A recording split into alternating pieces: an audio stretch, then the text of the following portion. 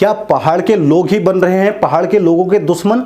आखिर क्यों चंद पैसों की लालच में आज अपनी जर जमीन को लोग किसी दूसरों के हाथों में सौंप रहे हैं? ना तो उन्हें समाज की चिंता है, ना ही अपनों की चिंता है, ना ही अपने परवरिश की चिंता है। हम ऐसी बात क्यों बोल रहे हैं, आइए आज हम आपको पूरी खबर बताने वाले हैं। दरअसल उत्तराखंड के जिला नैनीताल के बितालघाट तहसील के अंदर ग्राम सभा पड़ती है कांडा फपड़िया, और अभी हाल में ही जो यहाँ पर एक ताज़ा खबर सामने आई है उसने हर किसी को हैरान कर दिया है, लोगों को शर्मिंदा कर दिया है, और खासकर उन लोगों के ऊपर शर्म सी महसूस हो रही है जो अपने आप को पहाड़ी कहते हैं। जी हाँ, पूरी खबर क्या है? दरअसल बताया जा रहा है कि कुछ लोग काफ़ी समय पहले से यहाँ से अपनी पुश्तैनी ज़मीन छोड़कर, यानी अपने दादा दादी अपने माता पिता की ज़मीन को छोड़कर वो दिल्ली पलायन कर गए हैं। अब दिल्ली में उन्होंने एक अच्छा खासा मकान बना लिया है, तो उनके लिए जो पहाड़ की ज़मीन है, जो उनके दादा दादी ने, उनके माता पिता ने अपने खून पसीने से सींची हुई ज़मीन थी, अब वो उन्हें बोझ सी लगने लग गई।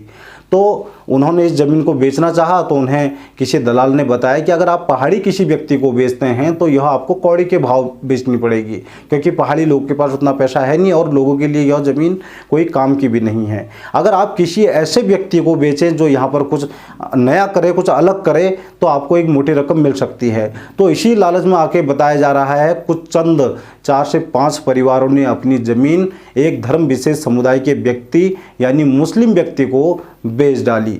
और यह बात तब पता चलती है जब इसकी रजिस्ट्री भी हो जाती है। जैसे यह बात गांव के आसपास के लोगों को पता चलती है तो लोगों में कहीं ना कहीं एक आक्रोश आ गया कि भले ही ज़मीन उनकी हो, बेची उन्होंने हो, लेकिन कल खतरा तो कहीं ना कहीं समाज में पैदा हो सकता है। तो इसी को लेकर ग्राम प्रधान भुवन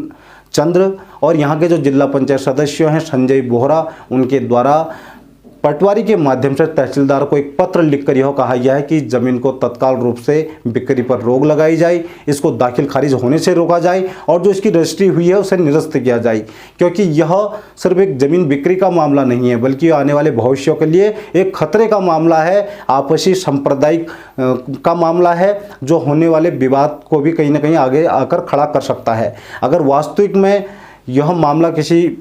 जब कोई ज़मीन यह मुस्लिम के हाथों में चली जाती है, विशेष समुदाय वर्ग के हाथों में चली जाती है, तो हो सकता है वो वहाँ पर कुछ ऐसा धार्मिक चीज़ें बनाए जिससे कि जो समाज है वो 2 हिस्सों में बंटना शुरू हो जाए, और आने वाले दिनों में जो शांत कहते हैं हम जिसे, वो पूरे पहाड़ में कहीं ना कहीं आपसी झगड़े का भी यह कारण बन सकता है। तो इसी को लेकर ग्राम प्रधान ने, जिला पंचायत ने इस पर तुरंत पटवारी के माध्यम से तहसीलदार को कहा गया है कि इसकी बिक्री पर रोक लगाई जाए और रजिस्ट्री निरस्त करी जाए। तो कितनी शर्म की बात है, जो पुश्तैनी ज़मीन कभी बाप दादाओं ने, माता पिताओं ने खून पसीने सींची थी, आज उनकी औलादें उसे चंद रुपए के फायदे के चक्कर में किसी को भी बेच दे रही हैं। वह यह नहीं सोच रहे हैं कि उससे आने वाले परिणाम क्या हो सकते हैं, उससे उन्हें नुकसान क्या हो सकता है। यह सिर्फ समाज को उससे नुकसान हो ना हो, लेकिन कहीं ना कहीं ये उनको व्यक्तिगत भी नुकसान भविष्य में हो सकता है, क्योंकि हमारे पहाड़ में एक कहावत कही जाती है कि आदिम का आप खुटा मुनि शो नहीं देखण चैन। इसका अर्थ यह होता है कभी भी इंसान को अपनी परछाई पर भरोसा ज़्यादा नहीं करना चाहिए, क्योंकि जब इंसान को सामने देखना चाहिए। जब इंसान, आज जो लोग सोच रहे हैं कि हम वो खुश हैं, चंद पैसों से वो ऐसा आराम कर लेंगे, हो सकता है कल यही ज़मीन की ज़रूरत उनको भी पड़ सकती है, क्योंकि देश एक तरफ जहाँ आप देख रहे हैं